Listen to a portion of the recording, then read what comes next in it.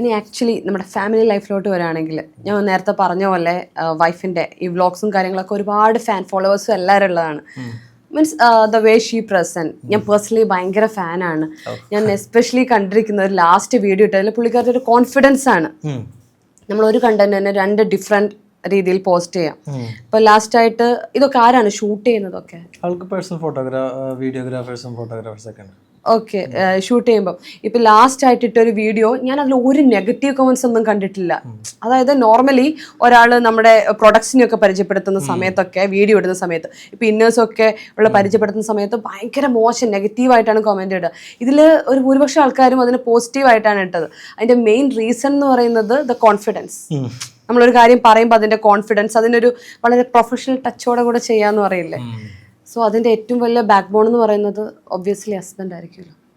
അങ്ങനെയല്ല, ഞങ്ങൾ റിലേഷൻഷിപ്പിലായ സമയത്തോട്ട് ഇപ്പോൾ ശരണ്യ ഞാൻ റിലേഷൻഷിപ്പിലായിട്ടൊരു 3-ാമത്തെ വർഷം 4-ാമത്തെ വർഷമാണ് യൂട്യൂബ് ചാനൽ സ്റ്റാർട്ട് ചെയ്യുന്നത്.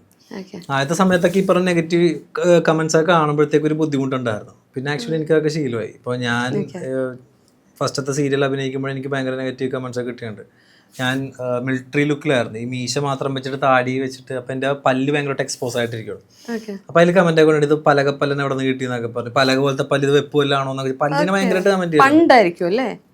ഒരു ഈ ചന്ദ്രകാന്തം സീരിയൽ ചെയ്തോണ്ടിരിക്കുന്ന സമയത്ത്. അപ്പൊ ആ സമയത്ത് എനിക്ക് ഒരുപാട് നെഗറ്റിവിറ്റി കിട്ടുമ്പോഴാണ് ഞാൻ കൂളാണ്. കാരണം ഇതിലും വലിയ നെഗറ്റിവിറ്റി എൻ്റെ വൈഫിന് കിട്ടുന്ന സമയത്ത് നമ്മളത് ഇത് കമന്റ് ഇവർക്ക് അത് എന്തും പറയാലോ, ആൾക്കാർക്ക് എന്തും പറയാതെ. ഇപ്പോൾ നമ്മളതിൽ ബോധവടല്ല. കാരണം അവർക്ക് പറയാനുള്ള പറഞ്ഞോട്ടെ, അവർക്ക് നല്ല സ്വാതന്ത്ര്യമുണ്ട്, അതിനല്ലേ കമന്റ് ബോക്സ് വെച്ചേക്കുന്നവർ പറയട്ടെ. നമ്മളത് എത്രത്തോളം ഉള്ളിലേക്ക് എടുക്കുന്നു എന്ന് നോക്കിയിട്ടാണ്. പിന്നെ അവൾക്കും ഈ പറയുന്നതിൽ ഇപ്പം അതൊന്നും വലിയ കാര്യമുള്ള കാര്യമില്ല. അപ്പം കാരണം എത്ര 10 വർഷം, ഇപ്പോൾ ഒരു 6-7 വർഷമില്ല എന്തായാലും. അപ്പം അതിൻ്റെ ചിലപ്പം ദ വേ ആൾക്കാർ കാണുന്നതിന്റെ പെർസ്പെക്റ്റീവ് ആയിരിക്കാം. എനിക്ക് തോന്നുന്നു നമ്മൾ അത് കണ്ടിട്ട് ഭയങ്കര ഹെൽപ്ഫുൾ ആണ് ചില വീഡിയോസ്. എനിക്കത് പേഴ്സണലി ഹെൽപ്ഫുൾ ആണ്. ഇത് ഇത് എങ്ങനെ നമുക്ക് വാങ്ങിക്കണോ വേണ്ടയോ എന്നൊക്കെ ചിന്തിക്കുന്ന ഒരു പ്രൊഡക്ട്സ് ആണ്. വളരെ നല്ല രീതിയിൽ അതിന്റെ ഗുണങ്ങളൊക്കെ പറഞ്ഞ് എനിക്കൊന്നുമില്ല. അതിന്റെ കോൺഫിഡൻസ് ഞാൻ അത് പ്രസന്റ് ചെയ്ത വേ ആണ്. നമുക്ക് ഒരിക്കലും ഇതായിട്ട് തോന്നാത്ത, വൾഗറായി തോന്നാത്ത, and at the same time ഭയങ്കര ഇൻഫോർമേറ്റീവ് ആയിട്ടും കൂടെ. സോ എല്ലാവരും പറയുന്നു എന്താ, ഹസ്ബൻഡിന്റെ സപ്പോർട്ട് ഈസ് വെരി ഇമ്പോർട്ടന്റ്. എനിക്ക് പറ്റാവുന്ന സപ്പോർട്ട് ഞാൻ കൊടുക്കുന്നുണ്ട്. ഇപ്പൊ ഫോർ എക്സാമ്പിൾ നോക്കൂ, അതിനൊക്കെ നെഗറ്റീവ് പറയുന്നത് ചെയ്യണ്ട എന്ന് പറയുന്ന ആൾക്കാരും ഉണ്ട്, പാർട്ട്നേഴ്സ് ഓൾസോ ഉണ്ട്. അങ്ങനെയല്ല, ചെയ്യണ്ടെന്ന് പറയാൻ ഞാൻ ആരുമില്ല. എന്ന് പറഞ്ഞു കഴിഞ്ഞാൽ ഓരോ ആൾക്കാർക്ക് അവരായിട്ടുള്ള, ഇപ്പോൾ ഞാൻ ഇവിടെ അടുത്ത് എപ്പോഴും പറയും, നമുക്ക് എൻ്റെ ലൈഫിൽ എനിക്ക് കുഞ്ഞു ആഗ്രഹങ്ങളിലൊക്കെ ഞാൻ ചെയ്യുമ്പോഴത്തേക്കും ചിലപ്പോൾ കുറച്ച് പൈസ മുടക്കിയുള്ള കാര്യമാണെങ്കിൽ അവൾ പറയും, അനന്തു ഇത് ചെയ്യല്ലേ, ഇങ്ങനെ കുറച്ച് പിടിച്ച് ചെയ്യുക കാര്യങ്ങൾ, ഇങ്ങനെ വെറുതെ ചിലവാക്കല. അപ്പം ഞാൻ പറയുന്നത് നമ്മളുടെ ലൈഫിൽ നമുക്ക് ഇഷ്ടമുള്ള കാര്യങ്ങളൊക്കെ ചെയ്യണ്ടേ. ഇപ്പോൾ മനുഷ്യൻ്റെ കാര്യമാണ്, ഇന്നോ നാളെയോ നമ്മൾ പോകും. ആ സമയത്ത് ഒന്ന് ആഗ്രഹം, ഇപ്പോൾ എനിക്ക് പണ്ടത്തെ ഒരു ആഗ്രഹം, എനിക്കൊരു royal Enfield old vintage bullet എടുക്കണം. അതെൻ്റെ ചേട്ടൻ എനിക്ക് മേടിച്ചു തന്നായിരുന്നു. അപ്പോൾ അതുപോലെ തന്നെ അതിൻ്റെ ഒരു ആഗ്രഹം, ഒരു കുഞ്ഞുനാൾ തൊട്ടൊരു എന്താ പറയുക, ഒരു 9ാം ക്ലാസ്സിലൊക്കെ പഠിക്കുമ്പോൾ തൊട്ട് ഇങ്ങനെ ആഗ്രഹമാണ്, ഒരു ബുള്ളറ്റ് വേണം, പൊട്ടിച്ച് കഴിഞ്ഞ് പോകണം. ഒരു കോളേജ് കഴിഞ്ഞൊരു MA ഒക്കെ പഠിക്കുന്ന സമയത്ത് ഇപ്പോൾ ചേട്ടൻ ഒരു ദിവസം അത് മേടിച്ചു. അപ്പോൾ അത് ആ ആഗ്രഹം അവിടെ തീർന്നു. അല്ലെങ്കിൽ ഇപ്പോഴതൊരു ആഗ്രഹമായിട്ട് തന്നെയല്ലേ കിടക്കുള്ളൂ. അതേപോലെ എൻ്റെ ചെറിയ ആഗ്രഹങ്ങളൊക്കെ ഉണ്ടെങ്കിൽ അതെനിക്ക് നേടിയെടുക്കണമെന്നുള്ളൊരു സംഭവമുണ്ട്. അപ്പോൾ ശരണ്യയോട് ഞാനത് തന്നെ എപ്പോഴും പറയാറുള്ളത്. കാരണം നമ്മൾ ആഗ്രഹങ്ങളൊന്നും ഉള്ളിൽ വെക്കാതെ നിറവേറ്റി കൊണ്ടുപോവുക. അപ്പോൾ അതിനൊന്നും ഞാൻ ഇതുവരെ ഒരു കാര്യത്തിൽ, ഇപ്പോൾ അവൾക്ക് ചിലതിനോട് ചോദിക്കുകയാണെന്ന് എനിക്കത് മേടിക്കൂ. കാരണം അവൾ ഏൺ ചെയ്യുന്നുണ്ടെങ്കിലും മേടിക്കട്ടെ. ഒരു കാര്യം വേണ്ട എന്ന് ഞാൻ പറയാറില്ല, അഭിപ്രായം പറയും. എന്ന് പറഞ്ഞാൽ ഇപ്പോൾ ചില കാര്യങ്ങൾ ചെയ്യാൻ നേരത്തെ ശാരു അത് വേണോ, അതിങ്ങനെയാണ് എൻ്റെ അഭിപ്രായമാണ്, നിനക്ക് വേണമെങ്കിൽ നിനക്ക് ചെയ്യാം, എൻ്റെ ഇഷ്ടത്തോടെ നീ ഇപ്പോൾ അനന്തുവിൻ്റെ സമ്മതം ഉണ്ടെങ്കിൽ ഞാൻ ചെയ്യുള്ളൂ എന്നൊക്കെ പറഞ്ഞാൽ അത് എനിക്ക് താല്പര്യമില്ല. സമ്മതം ഇല്ലാന്ന് ഞാൻ പറയാറില്ല, ഒരു കാര്യത്തിലും ഞാൻ നോ പറയാറില്ല. കാരണം ആക്ച്വലി നിങ്ങൾ എപ്പോഴും കുറേ വർഷമായിട്ട്, എനിക്കൊന്ന് 10 years ആയിട്ട്, 10 വർഷത്തിൽ ഞങ്ങൾ 2015 റിലേഷൻഷിപ്പ് സ്റ്റാർട്ട് ആവും. 10 വർഷമായിട്ട് ഞങ്ങൾ റിലേഷൻഷിപ്പിലായിരുന്നു. പഠിച്ചു? അല്ല, ഞാൻ അവളുടെ സൂപ്പർ സീനിയർ ആയിരുന്നു കോളേജിൽ. അടിയൊക്കെ ഉണ്ടാക്കിക്കൊണ്ടിരിക്കുമ്പോ കണ്ടതാണോ? അങ്ങനെയല്ല, ഞങ്ങൾ ഭയങ്കര എനിമീസ് ആയിരുന്നു പരിചയപ്പെട്ട സമയത്ത്. അത് കഴിഞ്ഞിട്ടാണ് ഞങ്ങള് എനിമീസ് എങ്ങനെയാ പിന്നീട്? അതൊരുപാട് കഥയുണ്ട്. അത് ഞങ്ങൾ എക്സ്ക്ലൂസീവ് ആയിട്ട് ഞങ്ങളുടെ വീഡിയോയിലിടാൻ പറ്റിയ കഥയാണ്. അത് ഞങ്ങൾ എക്സ്ക്ലൂസീവ് ആയിട്ട് വീഡിയോ ഇട്ടു, അതുകൊണ്ട് അത് കണ്ടവരെ എക്സ്ക്ലൂസീവ് ആയിട്ട് ഇടേണ്ടതായിരിക്കും. ഓക്കെ, ഇപ്പൊ റീസെന്റ് 1 year ആയല്ലേ മാരേജ്? കല്യാണം കഴിഞ്ഞിട്ട് 1 year ആയി. ഓക്കെ, അതുകൊണ്ട് ഒബ്വിയസ്ലി ചോദിക്കേണ്ട ആവശ്യമില്ല, എങ്ങനെ പോകുന്നു ചോദിക്കേണ്ട, വി ക്യാൻ സീ. ദൈവം സഹായിച്ച് നല്ല രീതിയിൽ പോകുന്നു. പിന്നെ നിങ്ങളുടെ വ്ളോഗ്സ്, ഈ ട്രാവൽ വ്ളോഗ്സ് ഒക്കെ ഭയങ്കര വൻ റീച്ച് ഉള്ളതായിരുന്നു, എസ്പെഷ്യലി വിത്ത് കാർത്തിക് സൂര്യ. ആ ഒരു ബോണ്ട് എങ്ങനെയാണ്, ആരുടെയാണ്? നിങ്ങൾ പണ്ട് തൊട്ടേ ഉള്ള ഫ്രണ്ട്സ് ആണോ? ശരണ്യയുടെ ഫ്രണ്ട്സ് ആണ് അവരൊക്കെ. ഓക്കെ. അപ്പോൾ അത് കഴിഞ്ഞ് ഇപ്പോൾ കാർത്തിയും ഇപ്പോൾ കാരണം ഇപ്പോൾ നമ്മളോടും പേഴ്സണലി നല്ല ഫ്രണ്ട്ഷിപ്പ് ഉണ്ട്. അവരായിട്ട് നല്ലൊരു ക്യാരക്ടറാണ്. ഒബ്വിയസ്ലി നിങ്ങൾക്ക് അറിയാലോ, നിങ്ങളെ കാണുന്നില്ല, ഞാൻ പറയേണ്ട ആവശ്യമില്ല. പിന്നെ ശരണ്യയുടെ ചേട്ടൻ, എൻ്റെ അളിയൻ, പുള്ളിയും ഈ നമ്മളുടെ ഗ്യാങ്ങിലുണ്ട്. അപ്പോൾ ബാലി പോയപ്പോഴത്തേക്കും അത് ഞങ്ങളുടെ കല്യാണം കഴിഞ്ഞ സമയത്ത് ഞങ്ങളിങ്ങനെ പ്ലാൻ ചെയ്ത് നമുക്ക് ബാലിക്ക് പോയാലോ. അപ്പോൾ കാർത്തിയുടെ കല്യാണം എനിക്ക് തോന്നുന്നത് ജൂലൈ, അവൻ്റെ കല്യാണം ഒന്നായിരുന്നു, ജൂലൈയിൽ എന്തോ ആയിരുന്നു തോന്നുന്നു, ജൂലൈ. ഓക്കെ, എന്നോ. അപ്പോൾ അവൻ്റെ കല്യാണം നടന്ന സമയത്തും ഈ പറയുന്ന പോലെ നമ്മൾ കാർത്തിയുടെ കല്യാണത്തിന് മുന്നേ ഞങ്ങൾ പ്ലാൻ ചെയ്തതാണ്, നമുക്ക് നിൻ്റെ കല്യാണം ഒരു കഴിഞ്ഞ് നമുക്ക് നവംബർ വിളിച്ച് ബാലിക്ക് പോയാലോ. അപ്പോൾ പോകാമെന്ന് പറഞ്ഞു. പക്ഷെ അന്ന് തന്നെ ഞങ്ങൾ ടിക്കറ്റ് ബുക്ക് ചെയ്തു. അപ്പോൾ അളിയൻ കയറിയിട്ട് നേരെ അപ്പം തന്നെ ടിക്കറ്റ് ബുക്ക് ചെയ്തു. പക്ഷേ അന്ന് ടിക്കറ്റ് ബുക്ക് ചെയ്തില്ലായിരുന്നെങ്കിൽ ആ സമയം ചിലപ്പോൾ അങ്ങ് പോകില്ലായിരുന്നു. കാരണം ആ സമയം ഇപ്പോൾ ഓരോരോ കാര്യങ്ങളൊക്കെ വേണോ വേണ്ടോ, ഓൾറെഡി ടിക്കറ്റ് ബുക്ക് ചെയ്തുകൊണ്ട് അത് പോയി. പക്ഷെ ബെസ്റ്റായിരുന്നു ട്രിപ്പ്. അതെ, അതിലൊരു പെൺവേഷത്തിലൊക്കെ പ്രത്യക്ഷപ്പെട്ടിട്ടുണ്ടായിരുന്നു. എന്തുകൊണ്ട് നമ്മൾക്ക് മൂവിയിലും ഇനി മൂവിയിലൊക്കെ അഭിനയിക്കും? ഒന്നാമത്തെ കാര്യം ഇപ്പൊ ഇവരുടെ എനിക്ക് വ്ളോഗിൽ അങ്ങനെ അത്ര ആക്റ്റീവായിട്ട് നിൽക്കാൻ അറിയില്ല. ഞാൻ അത്ര ഇൻട്രോവേർട്ട് അല്ല, ഒരു ആംബിവേർട്ടാണ്. എനിക്ക് എൻ്റെ സർക്കിളിൽ ഞാൻ ഭയങ്കര ചില്ലാണ്.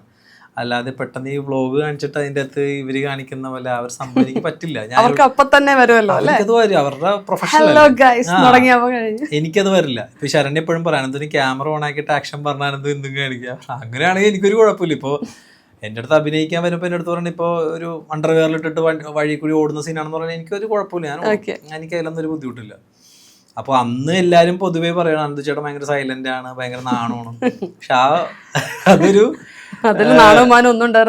സത്യം പറഞ്ഞ അതൊരു ഡെയർ ആയിരുന്നു.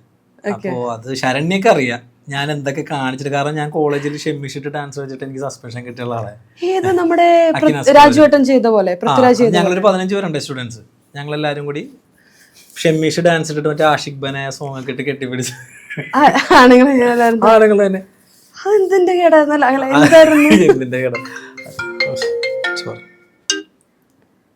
അത് നമ്മളുടെ യൂണിയൻ ഡേ ആണെന്ന് തോന്നണം. അന്ന് ഈ പറയുന്ന ഒരു വെറൈറ്റിക്ക് വേണ്ടി കളിച്ചാണ് എല്ലാവരും കൂടി ഷെമ്മീഷിട്ട് ഒരു പാട്ടൊക്കെ ഇട്ട് ഡാൻസ് കളിച്ചാൽ പിള്ളേർ 10-12 പേരെന്തോ ഉണ്ടായി. 12 പേർക്ക് സസ്പെൻഷൻ കിട്ടി.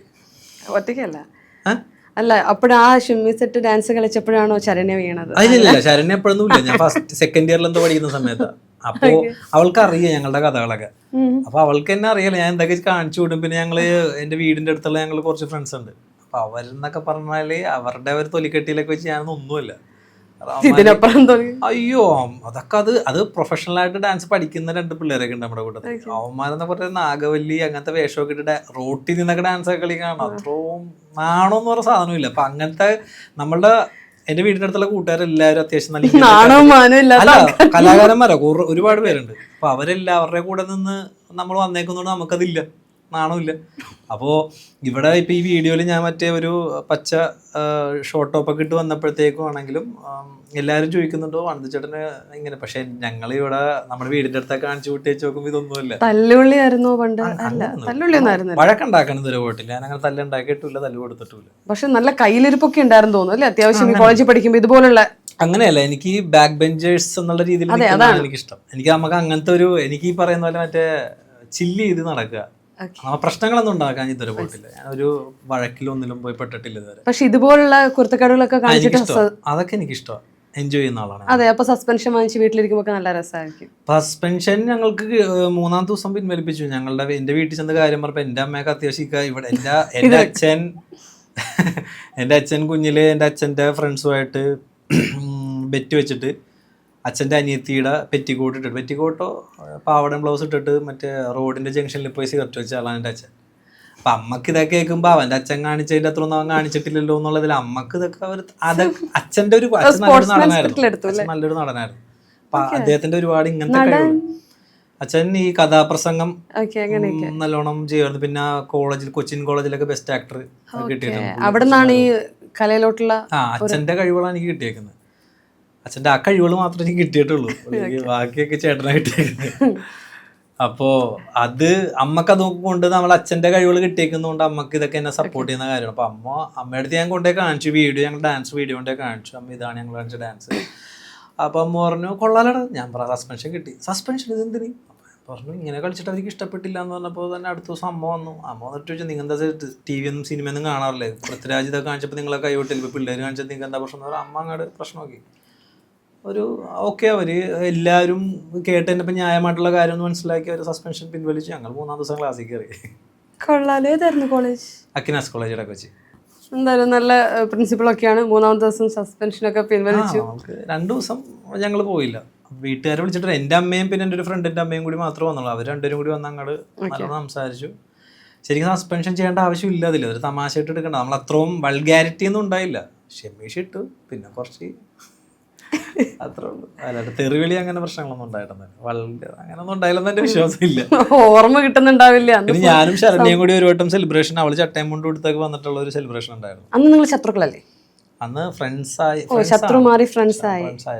അവള് ചട്ടയും മുണ്ടും ഞാനൊരു മറ്റേ മൈക്കിൾ ജാക്സന്റെ ഒരു അറ്റാറൊക്കെ ഇട്ടിട്ട് വന്നേക്കുന്ന സംഭവമൊക്കെയാണ്. ഓക്കെ, രണ്ടുപേരും തമ്മിൽ നല്ല കെമിസ്ട്രി ആയിരുന്നു അല്ലേ? ആ, അത്യാവശ്യം. കാരണം അവളും അത്യാവശ്യം അന്നൊക്കെ ഞാനും കുറച്ച് ഫാഷനബിൾ അങ്ങനെയായിട്ട് നടക്കണമെന്ന് ആഗ്രഹിച്ചിരുന്ന ഒരാളാണ്. ശരണ്യ അങ്ങനെ തന്നെയായിരുന്നു. ഓക്കെ.